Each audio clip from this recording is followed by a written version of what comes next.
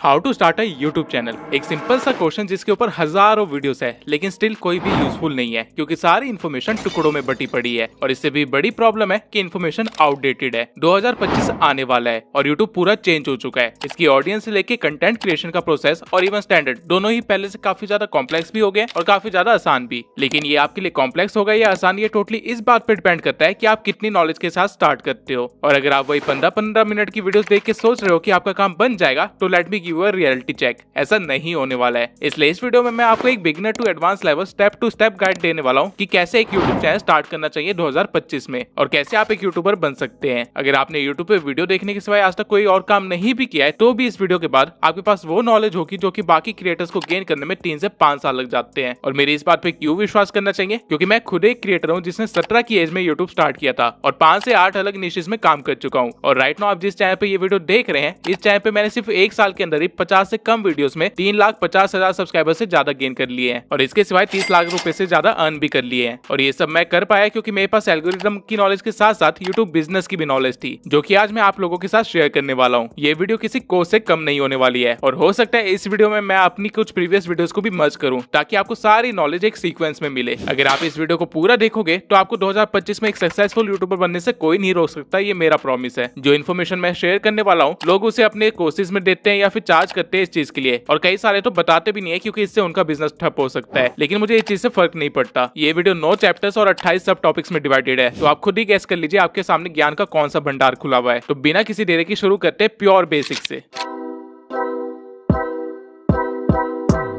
YouTube को छोड़ के 18 ऐसे और सोशल मीडिया प्लेटफॉर्म्स है जो कि पे करते हैं, लेकिन हम YouTube पे ही क्यों काम करें और सिर्फ YouTube का ही इतना बोलबाला क्यों है? क्योंकि YouTube एक स्नोबॉल इफेक्ट की तरह काम करता है। बाकी सोशल मीडिया पे चीजें ट्रेंड के अकॉर्डिंग चलती है और फिर गायब हो जाती है। जो रील आपने 2022 में देखी थी, अगर उसे आप आज ढूंढने बैठोगे तो आपको वो मिलेगी ही नहीं, क्योंकि उस रील का ट्रेंड खत्म हो चुका है। इवन हो सकता है कि आपको वो क्रिएटर भी ना मिले क्योंकि अब वो क्रिएटर रेलिवेंट नहीं रहा। ट्रेंड चेंज हो गया, कंटेंट चेंज हो गया और लोगों ने क्रिएटर को छोड़ दिया और किसी और क्रिएटर को देखना शुरू कर दिया। एज अ रिजल्ट उस क्रिएटर का करियर शुरू होते ही खत्म हो गया। उसने जो भी पैसे कमाए होंगे वो तब तक ही कमाए होंगे जब तक उसकी रील्स चल रही थी, लेकिन उसके बंद होते ही उसने कुछ नहीं कमाया होगा। वहीं YouTube पे ऐसा बिल्कुल भी नहीं है। YouTube पे आप एक बार कोई वीडियो बना के डाल दो तो उसके पैसे आपको तब तक आते रहेंगे जब तक आप जिंदा है। आप खुद कभी नोटिस करना कि आपको YouTube चलाते हुए 2 साल 5 साल पुराना भी कंटेंट सजेस्ट हो जाता है। इवन कई बार तो 10 साल पुराना कंटेंट भी सजेस्ट हो जाता है। और जब तक कंटेंट सजेस्ट हो रहा है, यानी लोगों की फीड में आ रहा है, तब तक क्रिएटर पैसे कमा रहा है। इसको आप इस वे में भी ले सकते हैं कि बाकी सारे सोशल मीडिया प्लेटफॉर्म से एक कंटेंट की फीड है जहां चीजें आ रही है और जा रही है, लेकिन YouTube एक कंटेंट लाइब्रेरी है जहां पे चीजें स्टोर हो रही है। तो एक मेन रीजन YouTube को चूज करने का यही है कि यहाँ पे स्टेबिलिटी बहुत ज्यादा है। इस प्लेटफॉर्म को आप एक लाइफ टाइम करियर की तरह भी परस्यू कर सकते हो। इसके अलावा YouTube 2005 से चल रहा है और अभी तक 122 मिलियन लोग इसे रोज चलाते हैं और इस पे कंटेंट देखते हैं, यानी कि 12 करोड़ लोग रोज एक ही प्लेटफॉर्म चला रहे हैं। तो ऑब्वियसली कमिंग फ्यूचर में इसके बैन होने का तो कोई भी स्कोप नहीं है, क्योंकि ये खुद में एक पूरी इकोनॉमी भी चला रही है। अगर आज इंडिया में YouTube बंद हो जाता है तो पूरी 16,000 करोड़ की इकोनॉमी को इफेक्ट पड़ेगा और ऑब्वियसली सरकार खुद का इतना बड़ा लॉस तो नहीं करवाने वाली है। इसलिए टिकटॉक की तरह ये कोई रिस्की प्लेटफॉर्म नहीं है, बल्कि सबसे सिक्योर्ड प्लेटफॉर्म है। तो अगर मैं आपको शॉर्ट में समझाऊं तो यहाँ पे पैसा लाइफ टाइम है, स्टेबिलिटी भी है और फ्यूचर सिक्योरिटी भी है और क्रिएटिव फ्रीडम तो भर भर के है। और ये इनफ है आपके लिए इस प्लेटफॉर्म को सीरियसली लेने के लिए, क्योंकि आजकल ये चारों चीजें तो किसी जॉब में भी नहीं मिलती। इसके सिवाय यूट्यूब से जो फेम मिलता है और जो पैसे मिलते हैं वो आपकी जिंदगी बदलने का पोटेंशियल रखते हैं। और इसका प्रूफ मुझे दिखाने की जरूरत नहीं है, आप लोग ये वीडियो देख रहे हो तो आपको ऑब्वियसली ये चीज पता होगी। रही बात अर्निंग की, तो मैं खुद एक छोटा क्रिएटर होकर भी इस साल 30 लाख रुपए से ज्यादा कमा चुका हूँ सिर्फ यूट्यूब से, और मेरी एज अभी सिर्फ 20 साल है। इंडिया में एक सॉफ्टवेयर इंजीनियर की एनुअल सैलरी 10 लाख रुपए होती है, यानी कि अगर एक तरह से देखा जाए तो मैंने एक सॉफ्टवेयर इंजीनियर से 3 गुना ज्यादा कमाया इस साल। और ये चीज बोल के मैं किसी इंजीनियर की डिसरिस्पेक्ट नहीं कर रहा, I really respect them, but मैं आपको एक करियर ऑप्शन दिखा रहा हूँ जो कि आपको ट्रेडिशनल एजुकेशन सिस्टम नहीं दिखाने वाला है। इवन आपके पेरेंट्स भी आपको ये चीजें नहीं बोलने वाले क्योंकि उनको खुद को भी नहीं पता। और रही बात बाकी यूट्यूबर्स की, तो ऑब्वियसली वो तो अपना कॉम्पिटिटर्स नहीं बढ़ाना चाहेंगे, तो क्यों ही बताएंगे।